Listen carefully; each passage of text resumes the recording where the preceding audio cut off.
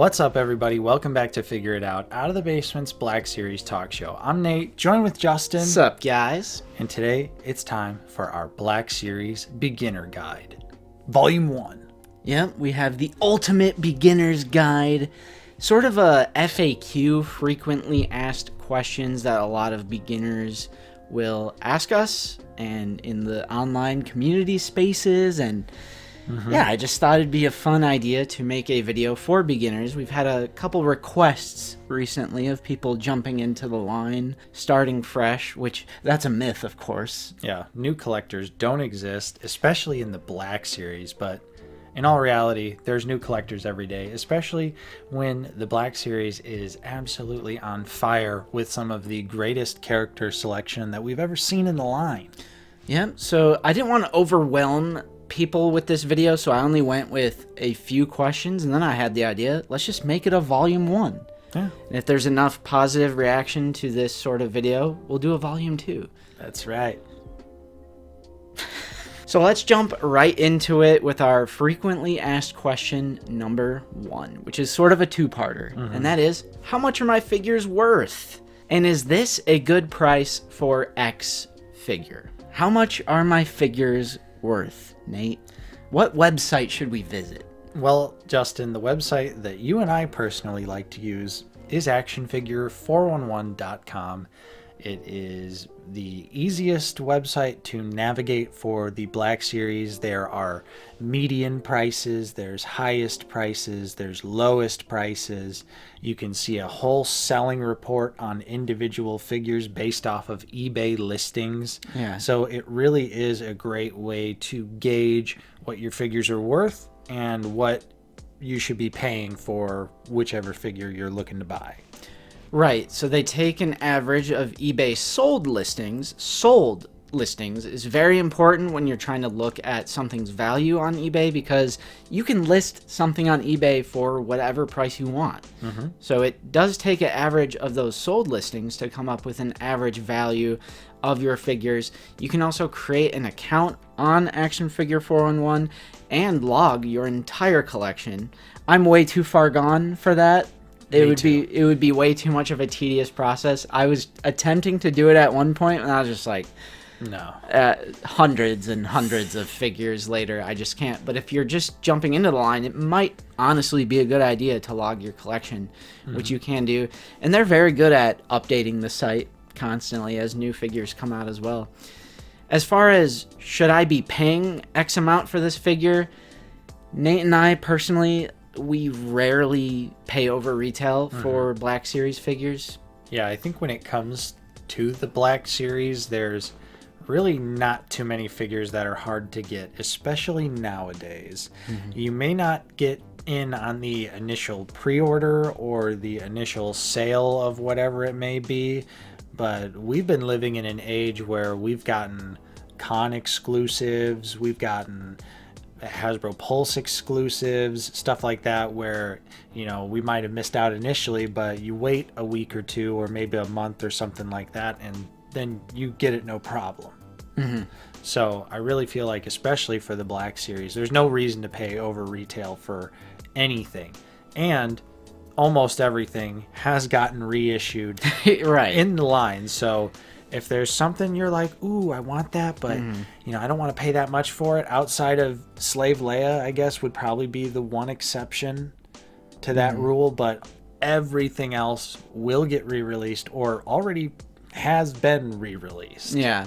Generally speaking, of course, there's going to be some minor, example. 100%. The Shadow Squadron set never came out. Yeah, okay, yeah, that's true. So there are a few exceptions, and we have paid over retail on a few items, but I would say like 95% of our purchases have not been for over retail. These are mass produced, and I just don't think, personally, it's worth spending over retail on the overwhelming majority of these figures, no matter how much I love them.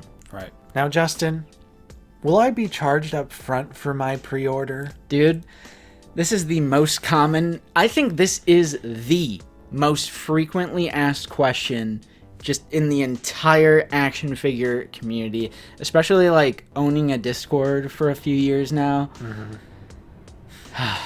When every pre-order for a figure goes up and there's inevitably 1 or 2 genuine. Yeah. Do I get charged up front for my pre-orders? Full disclosure, I want to read. Figure It Out is never scripted, but it's scripted now. I just want to read what I put in the Discord, in our own FAQ section in our Discord. Join that Discord. I mean, it's a beginner's guide. Right. Join the Discord, by the way. Link in the description. Will I be charged upfront for this pre-order? Virtually no retailer in the United States charges upfront for pre-orders using a debit or credit card. This includes Hasbro Pulse, GameStop, Amazon, Big Bad Toy Store, Entertainment Earth, Walmart, and Target. However, and this is a big however, some of these retailers may have what is known as a pre-authorization charge on your form of payment to ensure you have a real bank account, a real credit card, proper funds, etc. Target, in particular, is known for having annoying, highly frequent pre-authorization charges. As far as I know, there is only one mainstream fan channel that charges upfront in the US, and that is Nerdzoic. There are also a few exceptions to being charged upfront if you use PayPal with Walmart. For example, that's just one example, odd, unique example. If you use PayPal pre-ordering from Walmart, it will take the money. But 99% of the time when you ask that question, the answer is no. They're not actually charging you. Mm-hmm. Right.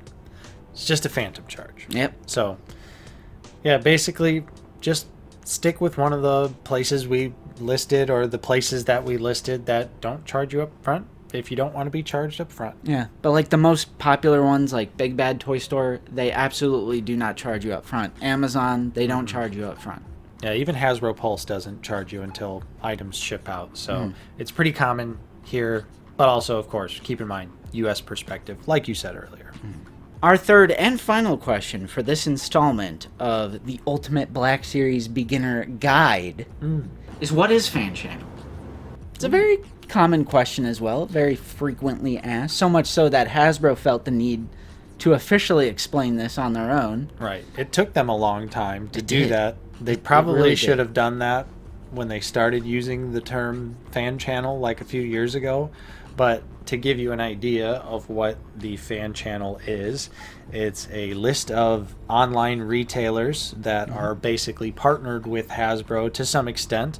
And those include Hasbro Pulse themselves, GameStop, Entertainment Earth, Big Bad Toy Store, Amazon sometimes, every Yeah. once in a while. Big asterisk on Amazon. Sometimes they're considered fan channel, and sometimes they will straight up not get a fan channel exclusive. Yeah, it's kind of odd, but yeah, this mostly pertains to just online retailers. Obviously, GameStop, you can physically go to a GameStop, and they will have fan channel exclusive figures in store, but that's the only place you're going to find fan channel figures in store. Also, if a fan channel exclusive gets announced, don't sweat it. Oh, yeah. They are easily the most stress-free type of exclusive that we could possibly get in the Black Series. You literally just pick your favorite. For us, it's Big Bad Toy Store. Here's a video up here in whatever corner they do it now. Do they even do those anymore, the cards? Yeah, I think it's in that corner. Okay, yeah. Check out that video about why we prefer Big Bad Toy Store. Maybe we should make a playlist of, like, collecting beginner's guide tips and tricks. Check out the playlists. Maybe we'll make that too. But we prefer Big Bad Toy Store, and it's as simple as just hitting pre-order. I've already got my account set up, so I don't have to input any card information. I don't even have to log in. I'm just already logged in. And it's great. It's nice and simple. You know what? Since we're only 10 minutes in, I'm going to add my own impromptu number 4. Oh, And that is literally join our Discord. there you go.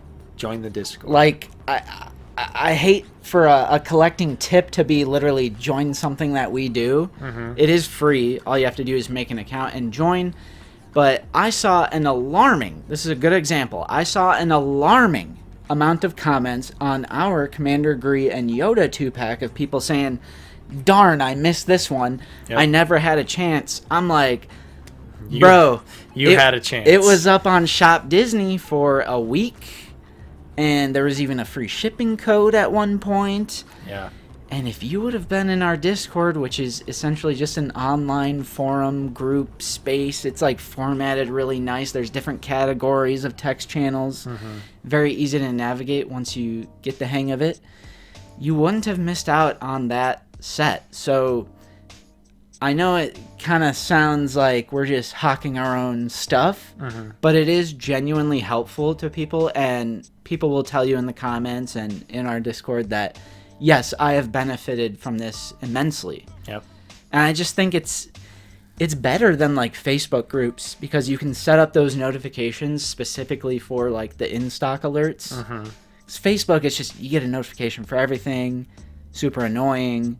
Or you may not even get notified at all. But Discord is like genuine. If you have your notifications turned on, you will get notified.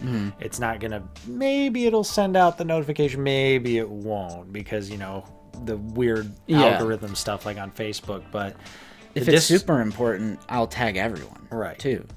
I'll hit that red button. Keep in mind, the Discord is free to join. There's no cost to join the Discord. You just have to make an account for Discord, download the app on your phone, put the app on your computer, and then that way, no matter where you are, you're getting your notifications. And literally, like someone like me, I just have notifications on basically for in-stock alerts. So that way, when people are yapping nonstop in the Black Series main channel, I don't have to get notifications for it. True. And as always, there's a link in the description right down below. Just go down there and click it. So that's it for our main questions. I suppose I would end this video by saying, if you are new to this line, just collect whatever you would like. It's hard to recommend certain things or stay away from that and this when that might be an era that you enjoy. So just pick a show you love, a movie you love, an era you love, and just surf the web, go to Big Bad, go to Amazon, and just see what figures are available, see what stuff is out there, get a budget going, collect within your budget, and just collect what you like. And for all you new collectors out there, let us know down in the comments, what collecting tips would you like us to go over? Is there anything that you feel needs explanation or an in-depth analysis? Let us know. I'd love to hear what people need to be enlightened upon in this daunting hobby. Yeah, definitely leave some questions in the comments down below, and hopefully we'll be able to make a part 2 of this video. One idea I had for a part 2 is like the difference between repack, reissue, carryover, repaint.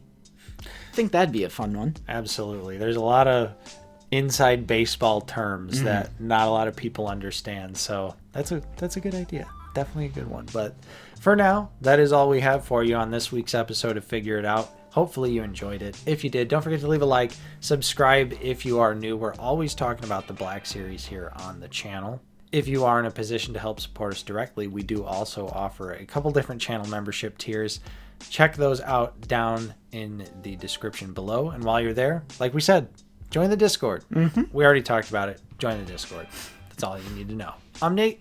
Join with Justin. See you guys later. And we'll see you next time on Out of the Basement.